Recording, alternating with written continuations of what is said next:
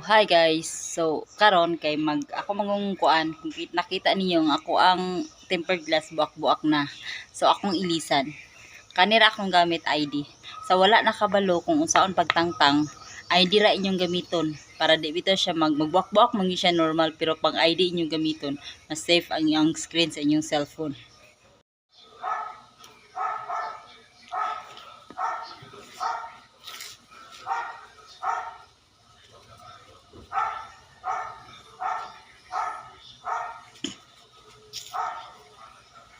Kung magpataod bang gutaan na bitaw mga cellphonean, kay 100 sila lagi ang mutaod. Mas maay magud kung mag-order ka online sa muta kung gikag China, free shipping siya.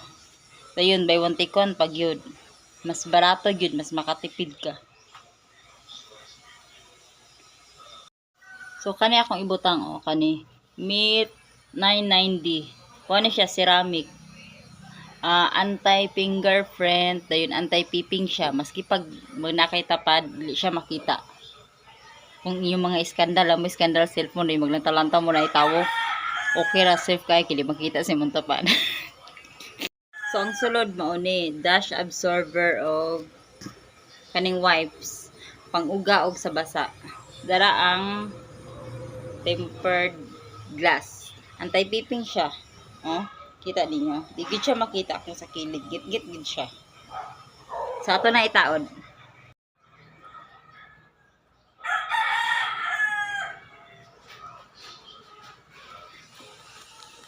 Basa to akong giuna din karon uga.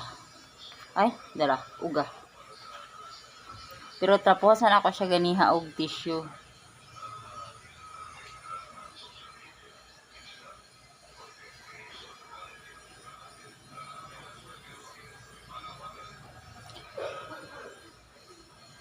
Okay.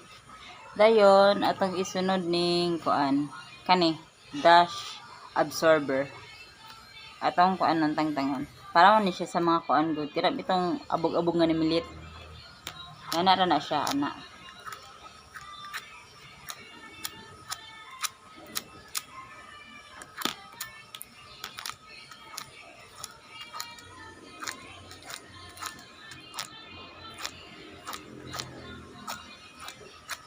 Wala na kay siya abog kay nakuha na nako ganiha.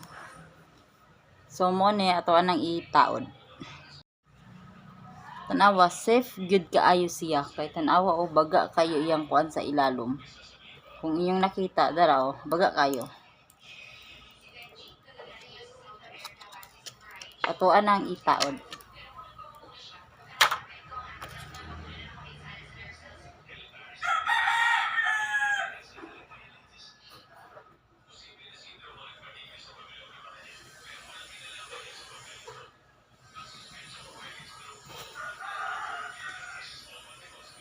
Na siya mga hangin-hangin so dapat ato jud siyang iduot-duot para magawas ang hangin.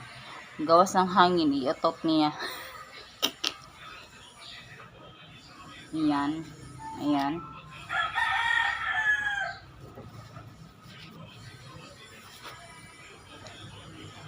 So nahuman na dara. Mana og ako na siyang gi-open. So thank you for watching. Bye.